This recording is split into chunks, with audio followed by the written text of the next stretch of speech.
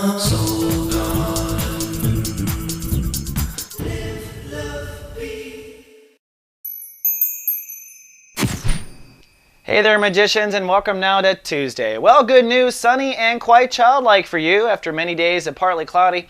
All that karma processing you're doing. This is a nice, much-needed break as the moon moves into Cancer today, and that ultimately puts your emotions in the state of grace of creativity and your inner child, your ability to express yourself, basically. So I say sunny and childlike, but really your emotions are behind anything creative, anything romantic, anything that gives you butterflies in your stomach. That's the emotional way I always equate it to when the moon is transiting the fifth house, house of Leo, and that will go on for another 24 hours, so enjoy it while you can. Now, moving around the solar system, there's a couple things I want to point out more long term. First of all, kind of continuing with yesterday. Remember yesterday I said it was time to commit and really understand what needs to change or what you need to work on your inner self to have a better connection to the soul collective, to have greater faith in yourself. What topics did you have to get rid of? Well, today you're feeling quite strong about that, or the energy will be available for you to feel strong about that. And as we start the next chapter tomorrow, we'll go into depth about what to do next as far as helping and healing yourself on that level.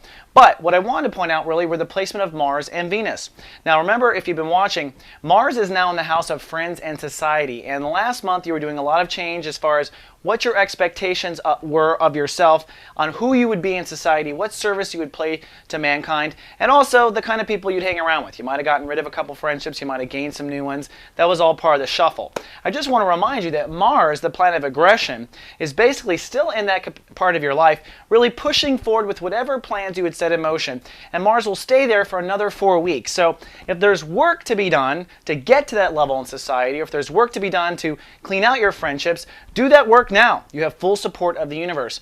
And the other thing I want to point out is Venus has recently moved into your sign, into Pisces, which means that your ego now is very creative and very loving. It's a good time for you to go out and do any work with people. One-on-one, you're going to find that you have a natural sparkle to you.